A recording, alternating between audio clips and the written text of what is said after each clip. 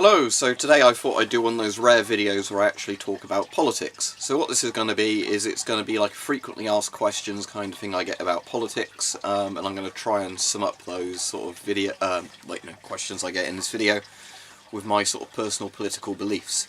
Now, I did do a political compass thing not too long ago, so if you haven't seen that, it might be worth clicking on that, because then I'll go through some of the questions and like how I feel about them. But in this video, what I want to try and do is think of the questions people ask me a lot, and then I can sort of summarise and explain stuff, because as I said, I really don't like talking about politics in streams and things like that, because often it derails the stream and people want to start arguments. But I'm very happy to contain politics to individual videos, so here I stand. So how would I describe myself politically? I'd say I'm fairly libertarian. So if you don't know loads about politics, because a lot of time people simplify politics as right and left wing, you know, left wing being socialism, communism kind of thing, right wing being sort of conservative or fascism. It's generally better to think of it as a political compass, and the idea is that you still have right and left, yes, but you have the up and down, up being authoritarian, bottom being libertarian or anarchy.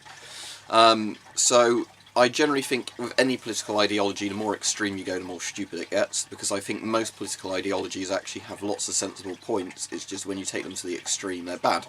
Like, I'd agree with a lot of socialist points, but I absolutely detest communism because of all the human rights abuses it committed in the 20th century, and how a lot of its ideas just simply won't work.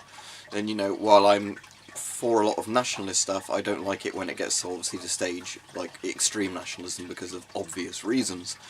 So libertarianism, the idea with a lot of or you might call it classic liberalism, the idea of libertarianism is that basically the individual should have a lot more rights than the state, and the state's power should be fairly limited. So what that means obviously is that you should be free to do a lot of stuff, and the government shouldn't be able to interfere with it. So you should have freedom of speech, you know, you should be able to say what you want and not face persecution for it. Now obviously it could be the case that somebody might say, I don't want to employ you because you said something, but that's fair enough, that's your own responsibility. The idea is there's lots of personal responsibility things with libertarianism, but the point is the state can't arrest you because you said something somebody might find offensive. So that's basically how I stand on that. It's also like the things of drug rights. Personally, I think if people want to buy drugs, they should, be able to get them, anything like that, because at the moment, obviously, what happens when you restrict drugs, you can criminalise people for a very long time who might just want to take drugs, recreationally or whatever, and obviously you can have a massive sort of criminal element with it, with a black market for certain drugs and, gangland-style violence. So I think in general with lots of drugs it'd be better if you could just literally buy them from a pharmacy or whatever. You're given a warning on it, a bit like if you're buying tobacco or alcohol or anything like that. And maybe some tax revenue could be collected from that to fund the state. Because, I said, despite the fact I'm libertarian, I do like some socialist ideas, which might surprise some people who watch my videos. But in England, where we have the National Health Service, I actually like that. At the moment it's incredibly incompetently run. And, there's lots and lots of problems with it, but fundamentally it's quite a good thing.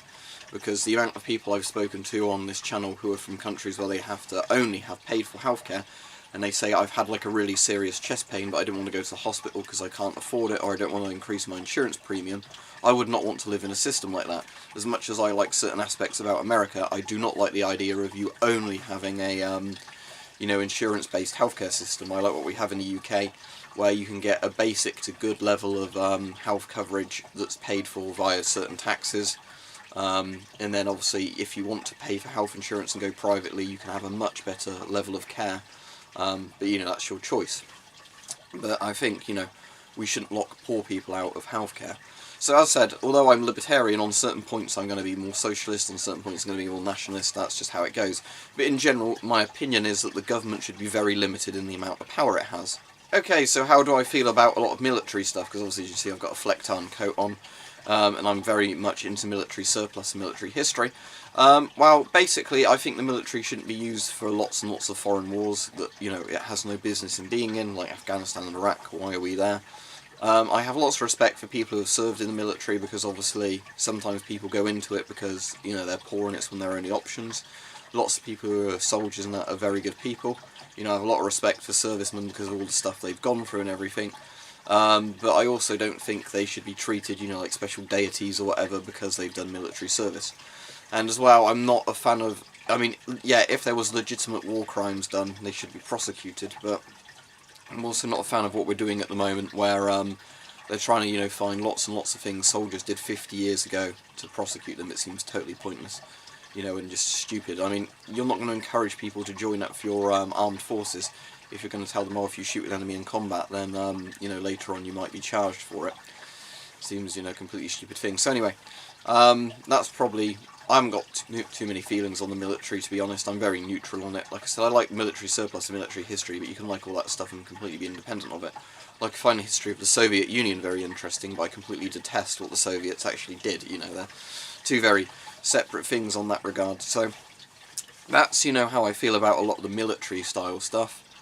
You're going to ask me, did I vote for Brexit and all that sort of stuff? Yes, I did. I voted for Brexit. However, ideally, I'd have liked the European Union to have been reformed, because the thing is, I think the EU has lots of good ideas in it, even if it's run by people who, you know, are completely undemocratic. Because I'm sure some of you will know, but how they do stuff in the EU is, although you have MEPs, you know, members of the European Parliament that are elected, so that is a form of direct democracy, lots of stuff is voted on by legislators and things where there's no democratic process involved. And also, I hate red tape and, you know, all the crazy amounts of bureaucracy that happen as well, being fairly libertarian. So I really don't like institutions like the EU that keep making more and more and more and more rules about certain things. So, again, if the EU was reformed and was more of a common market kind of thing, I'd probably be in favour of it. And I like the thing like the Schengen idea where, you know, you can go to different places in the European Union without visas and everything like that, because I've travelled around Europe quite a lot and I, you know, like a lot of the European cultures. Because I think it's important to point out to a lot of people that just because you might be anti-EU does not mean you are anti-Europe. However, I voted Brexit because I don't think the European Union is going to be reformed. I think the politicians here have made a complete mess of it. Now, as my videos are filmed quite far in advance, I don't know what would happen with Brexit since making is probably nothing as usual, but yeah, I think the government has done a massive balls up of Brexit themselves at the moment. So, you know, I think what they should have done is simply have said, once we voted to leave, we should have said, you know, we're going to leave on a no deal unless you can offer us a really good incentive to stay. But what's ended up happening is just, you know, nonsense, and there's been so much political virtue signalling from all the political parties that it's a total mess. But that's my thoughts on it. You know, I was quite neutral, but I ended up being a Brexiteer in general just because, you know, I don't think the EU can be reformed. But as I said, because I'm libertarian, I'd like the least amount of government possible. I want a lot less government in the UK, and I want certainly less government outside of the UK that also has controlling power over the UK. Because I like the idea of individual freedoms and not, you know, lots and lots and lots of layer of government. How did I vote in my most recent elections? I'm not going to say which constituency I'm in, but I voted Liberal Democrats, because in my area, Labour never do very well, although in some of the nearby areas Labour actually win. It's a bit strange, but for some reason in my area, you know, which could be a few miles down the road from the cut-off area from another one, we're always a very pro-Conservative seat. But because we've had some very bad Conservative councillors in recent years, lots and lots and lots of us sort of either did a protest vote or sort of tactically voted for the Lib Dems, and then the Lib Dems actually won this seat. And as much as I don't agree with some of the Lib Dem policies, they've actually done a fairly good job in our constituency. They're at least, our MP is being a much better MP than the Conservative one was in terms of, you know, seeming to listen to what people in the area want and at least putting a lot of those things forward.